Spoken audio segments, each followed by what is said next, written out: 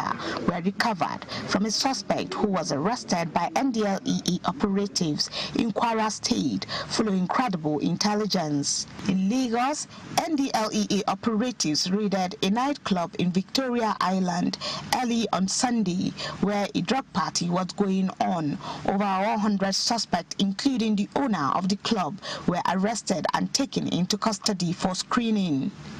Cartons of illicit substances, including loud and laughing gas, were recovered from the suspect at the party and the club's store. The raid followed intelligence about the drug party. In Abuja, Salwa Khalil Ibrahim, NTA News. Legal practitioners were in Abuja for the Legacy Dialogue 2.0 organized by the Johnny Agim SAN Foundation. The forum, themed Institutionalization of Mentorship in the Legal Profession, a strategic blueprint for professional development, was designed to improve professionalism in the legal field. Suleiman Abdul Wahab reports. In the society, and invariably mentors in the society. The event highlighted the crucial role of mentorship in shaping the future of the legal profession. Lawyers, senior advocates, and young professionals gathered to share insights, collaboration, and professional excellence. Knowledge of law is very important, so your mentoring, please. Yes, digital procedures, processes, okay. Poor knowledge of law, the person is out. It is what you inculcate in your juniors in chambers that they will take out. Eventually, it is them that might come to the bench, go to the magistracy, or even proceed to the Court of Appeal and ultimately the Supreme Court. Panel discussions and keynotes allowed experienced lawyers to share wisdom, while younger lawyers highlighted challenges, strategies for mentorship, and bridging experience. Well, mentorship is the basis and the very foundation for the persistent passage of knowledge from one generation to the other. However, in the process of this, particularly in the legal profession, to maintain the moral integrity, the sanctity of the legal profession, the distillation of that experiential knowledge over the course of time needs a cascading deliverance to the younger generation. The way here is that if you do not mentor people, it's most likely that whatever profession is, it's not going to last. At the time, the lacuna will be there. From the junior lawyer perspective, it is this boss is too garrulous, he is too demeaning and all that. Whereas the senior, if you ask them, they say, the juniors seem to be in a hurry. It is always like that. The Legacy Dialogue 2.0 concluded with reaffirmation of the legal community's commitments to mentorship and professional development. Attendees left with actionable insights and renewed possibility to uphold ethical standards while guiding the next generation. In Abuja, Suleiman Abdul Wahab, NTA News. The ongoing nationwide integrated measles rubella vaccination campaign is gaining more strength in the Federal Capital Territory as the FCTA Health Secretariat takes immunization services closer to the people through worship centers this Sunday. Beyond improving vaccine uptake in Abuja, the outreach also served as an awareness campaign where parents, caregivers, and religious leaders were sensitized on the importance of vaccinating children against measles, rubella, polio, and other preventable diseases. The Mandate Secretary, FCT Health Services and Environment Secretariat, Dr. Adedolapo Fashawe, and her team said they are deploying all possible strategies to ensure every eligible child receives the vaccine.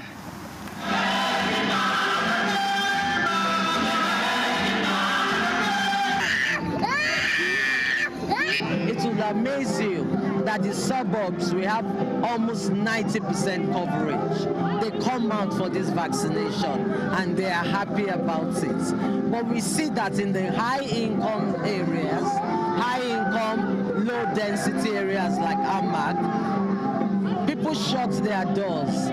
And that is the essence of this campaign, not only to inject the child, to explain to the caregiver, being mothers, that this is a fundamental human right of your child.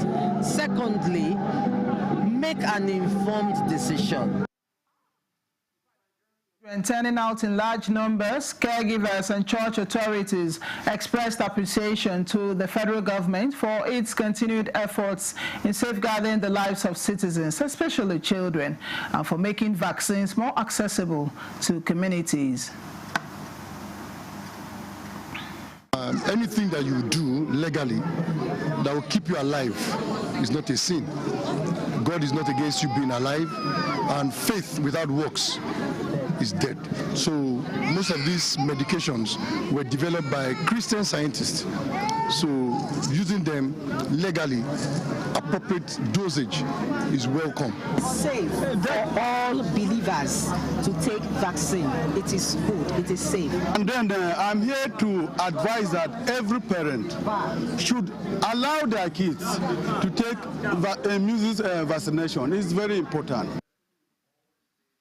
National Measles Rubella Integrated Vaccination Campaign, currently in its first phase across 11 selected states and the FCT, is expected to extend to the remaining states in the next phase, with a target of reaching over 100 million children nationwide and protecting them from vaccine-preventable diseases. The 2025 Health Equity Conference has held in Abuja with a vision to give all Nigerians, irrespective of location, background, beliefs, or status, the care that they need. This is said to be achieved with interagency collaborations in the health sector and regulatory bodies to ensure that roles do not overlap and quality data-driven processes are adopted for effective and appropriate treatment and care for patients. With the theme, From Access to Impact, a national agenda for equitable healthcare, this conference seeks to formulate policies that can be successfully implemented for accessible and equitable healthcare delivery for Nigerians. Making sure that you can walk into a neighborhood pharmacy, right, and access care, and not just access that care, because it doesn't stop there. Think of, you having, to access care in Lagos, and you're traveling to Abuja, and you have like a medical emergency. If you do not have access to your, medical record, healthcare professionals could make mistakes in, treating you. In the Medical Laboratory Science Council of Nigeria, we are regulating medical laboratory services and practice in Nigeria. And with that, we are strengthening laboratory services to ensure that we have quality assured medical laboratory services in the country. The National Human Rights Commission has called for stronger collaboration among security agencies, government institutions, and humanitarian actors to protect rights of internally displaced persons, refugees, asylum seekers, and returnees in the Northwest. The Executive Secretary of the Commission, Tony Ojukwu, made the call at a training session in Kano. Fatima Sanusi Karaye tells us more. The training held under the National Human Rights Commission Project 2025 aims to strengthen human rights and humanitarian responses for displaced populations affected by insurgency, conflict, and environmental challenges. The Executive Secretary represented said the project is currently being implemented across 11 states with human rights monitors and community protection action groups documenting protection issues and referring cases to relevant agencies for timely action. The essence of those projects is to get the information to enable programming and need analysis for qualitative intervention to mitigate the challenges that pertain to IDPs. He emphasized that these challenges go beyond humanitarian needs. They represent violations of fundamental human rights that require coordinated intervention. He urged all partners to identify overlapping efforts, build stronger networks, and maintain a unified approach in protecting the rights and dignity of displaced persons across Nigeria. In Kano, Fatima Sanusi Arai, NTA News. The federal government deliberate policy that has repositioned the non-oil sector for positive growth on the economy has continued to receive commendation. The latest is coming from the former Executive Vice Chairman, National Agency for Science, Engineering and Infrastructure, NASENI, Professor Mohammed Sani Haruna, who said with the contribution of the non-oil sector, achieving a $1 trillion economy target set by the present administration is possible. Victoria Ojito's report is here presented. Driving the non-oil sector revenue initiative of the federal government is the solid minerals, which industry record shows increased investment in the last 2 years. Of particular interest is lithium, which has high global market and has continued to attract foreign investors ready to mine the resources, a development which stakeholders say Nigeria must leverage opportunities created by the increased demand for the product. Speaking at the 2025 Nigerian Society of Engineers Lafia Branch Week, the former Executive Vice Chairman, National Agency for Science, Engineering, Infrastructure, NASENI, Professor Mohammed Sani Haruna, calls for sustained regulations that will catalyze investment in the solid mineral sector. Direction of renewable energy that the world is going through. Now, lithium is used in the manufacture of many things, not only batteries, a lot of other products, in ceramics, in other industry, in construction works, in medicine, and even in the development of solar cells. For the state to have commenced processing of this instead of exporting only raw material is not a small economic transformation, because doing that will lead to the establishment of many other factories. Unlocking the potential of lithium battery processing in Nasarawa State, a catalyst for economic growth and wealth creation. Stakeholders advocate that all solid minerals exploited be processed in the country in order to grow the economy. This is the news desk at 3 on NTA News24. We'll take a break here. There will be more reports when we return. This thing. And the National Productivity Order of Merit Award goes to the only tomato paste manufacturer to win the National Productivity Order of Merit Award by the federal government of Nigeria, endorsed by the Association of Private Medical Practitioners of Nigeria. This is an evidence of 100% natural goodness, great quality, and great taste. So eat healthy to live longer. Use Arisco tomato paste and products. 100% natural tomato. Better food now. Buy now and enjoy up to 20% discount. Arisco tomato paste,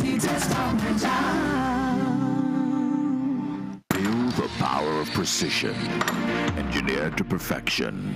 Every component is crafted with care, and each design is meticulously tested. From concept to creation, our engineers push the boundaries of technology, seamlessly blending performance and sustainability with a deep commitment to African ingenuity. Introducing the CNG Boss, a remarkable achievement in engineering designed to operate on compressed natural gas, a cleaner and more sustainable fuel alternative. At Innocent Vehicles, we proudly lead the way in creating greener mobility across Africa. And it doesn't stop there.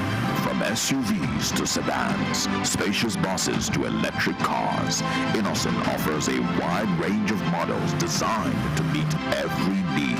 Innocent Vehicle, the pride of African road. Many thanks for staying on. Chairman of the PDP Elective National Convention Organizing Committee and Governor of Adamawa State, Amadu Fintiri, has announced the setting up of a 13-member screening committee. The committee is expected to screen all aspirants for national offices in the upcoming convention scheduled for Saturday 15th to Sunday 16th November 2025 in Ibadan, the Oyo State capital. Eitayo Jegede SAN is chairman of the screening committee, while Mr. Asue Ihodalo serves serves as secretary. The National Convention Organizing Committee says that it expects exemplary conduct and strict adherence to rules and regulations by the screening committee members during the assignment. President Bola Ahmed Tinubu is increasingly gaining support among Niger State residents who describe the state as his political stronghold. This was evident at the flag-off campaign for the upcoming council elections in the state, where Governor Mohammed Umar Bago, APC chieftains and supporters acknowledged the support. Husseina Musa reports.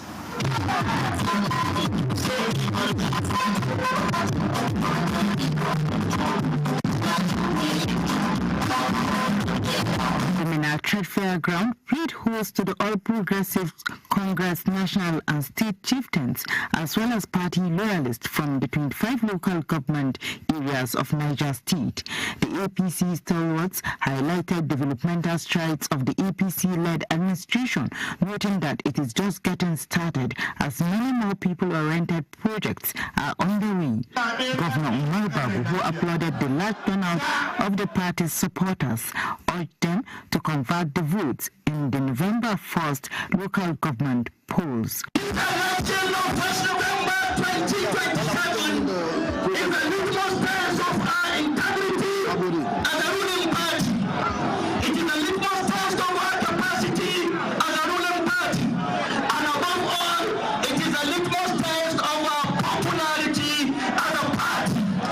Here, down to the various local government, you can see a lot of development coming up as a result of APC government. So with that, I think APC has no problem with the electorate as far as Niger State is concerned.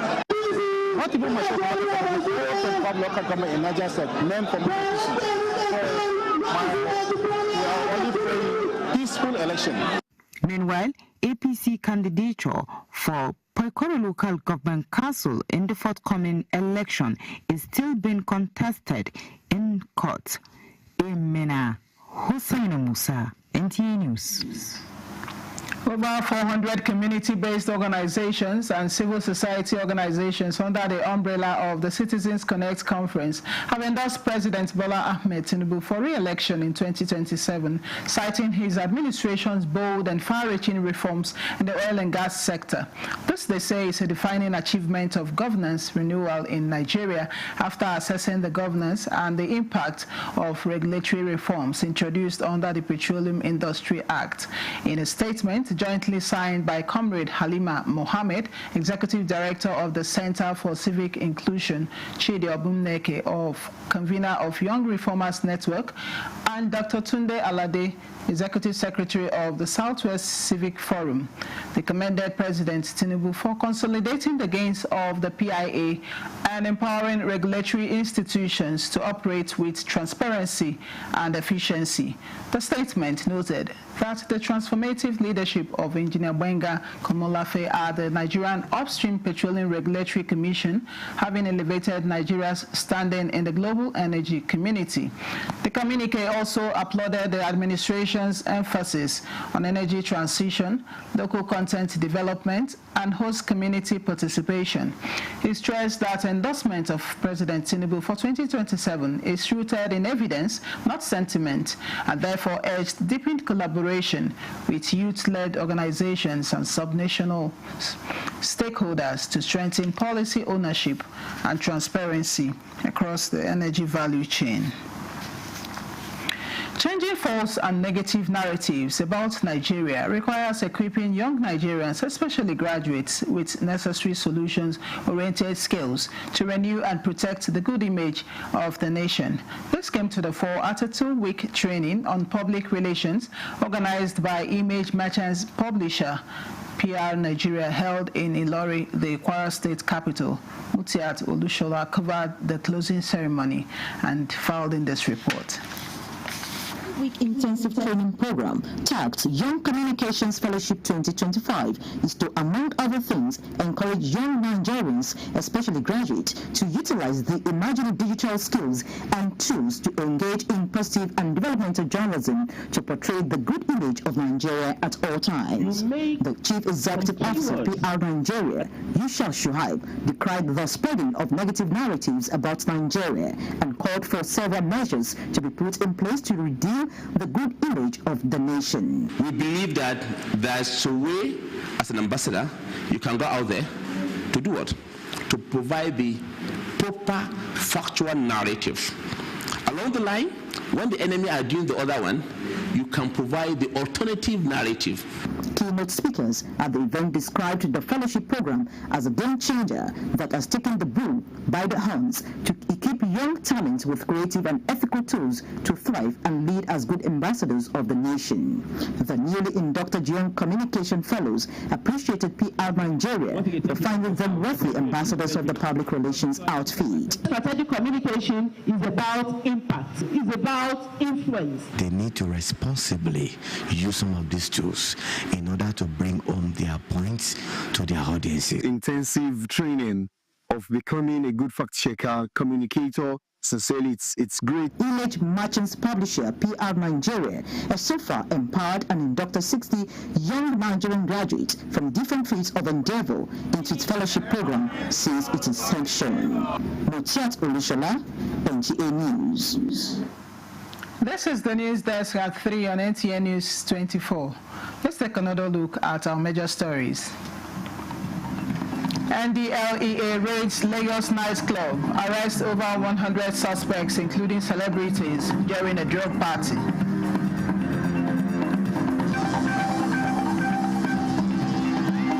Stakeholders advocate increased investment in solid minerals for Nigeria's economic prosperity.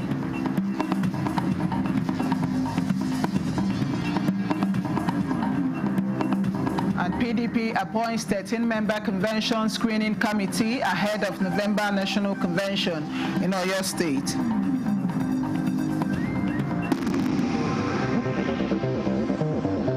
This is NTA News 24. The life and institutional reforms of former Chief Executive Officer, Public Service Institute of Nigeria between 2017 and 2025, late Dr. Abdul Ganihu Obatoimbo, has been described as that of an accomplished and unblemished records with commitment to ethics and civil service norms. This was at a 40-day Fidal prayers organized by the family at the Ansaruddin Central Mosque, Maitama, Abuja. Tope Alabi reports.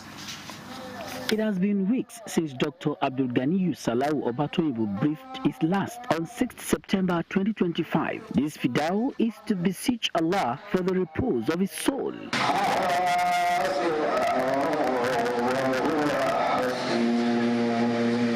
The Ansaruddin family, led by the chief missionary in Abuja, Professor Musa Olaufe, joined family members, kinsmen, friends, colleagues, and associates to conduct the spiritual exercise as he described death as an inevitable end for every mortal. Well, we should just take it easy, because any position you find yourself, just believe it's temporary, it's not permanent. He was a very loyal friend, absolutely committed, very patriotic Nigerian, and he's a selfless giver. And not just that he was good, he was an exceptional public servant, humble, hardworking, full of ideas, and very dynamic.